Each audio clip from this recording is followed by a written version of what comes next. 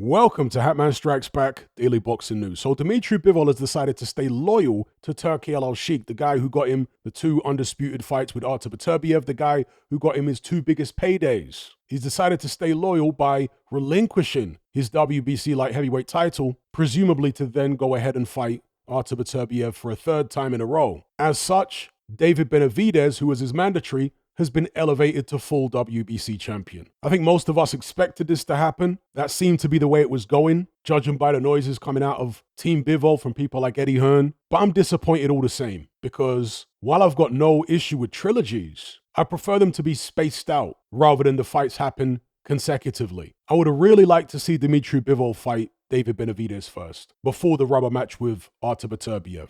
But it seems as though we're in another boxing Cold War, with Turkey on one side and PBC on the other side. Potentially, Bob Arum on the other side as well. And I say this despite the fact that Bob Arum and PBC have worked with Turki Al-Sheikh in the past. Remember that big LA show? Oh yeah, PBC were part of that show. But as an outsider looking in, it seems as though the relationship between PBC, Bob Arum, and Turkey is a little frosty now. I saw a recent interview where Bob Arum said he was looking to collaborate a lot more with PBC. Did he mean collaborate with them against Turki Al-Sheikh or in competition with Turki Al-Sheikh? Or did he just mean collaborate with all promoters, including Turkey? You guys let me know how you interpreted Bob Arum's comments. Unfortunately, David Benavidez and Dmitry Bivol couldn't see eye to eye, or at least the people behind them, the people backing them, the people handling them couldn't see eye to eye with regards to where a Bivol-Benavidez fight would take place. Because Turki Al-Sheikh apparently wanted it to take place in Saudi Arabia, and David Benavidez's people said, no way, we're not fighting over there. It has to be in the US. They apparently offered Dmitry Bivol something like $8 million to take the fight in the US, and Bivol turned it down. And that's a lot of money. And Eddie Hearn confirmed that that figure is at least ballpark accurate.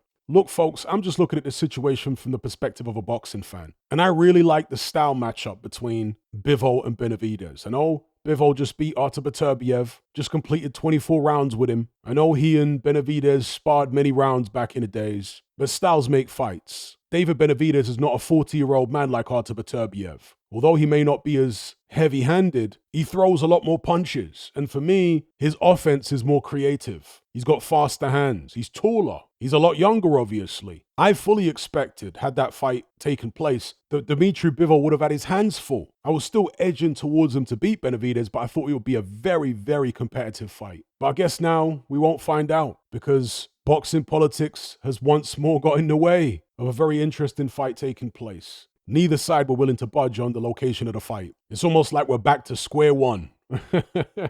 This is how boxing has been for decades. Fights not happening because of boxing politics. Anyway, let me know what you guys think about all this in the comment section below. Was Bivol right to vacate the belt and not face David Benavidez and stay loyal to Turkey? Eddie Hearn actually suggested that Bivol contractually is not allowed to take PBC's offer. I don't know whether that's true, but this is what Eddie Hearn was trying to insinuate in a recent interview. But he then went on to say even if they were allowed to take the fight with Benavidez in America, they wouldn't anyway out of loyalty to Turkey, given what he's done for Dmitry Bivol up to this point. Make of it what you will. Let me know what you guys think about this situation in the comment section below. Give me your view on it.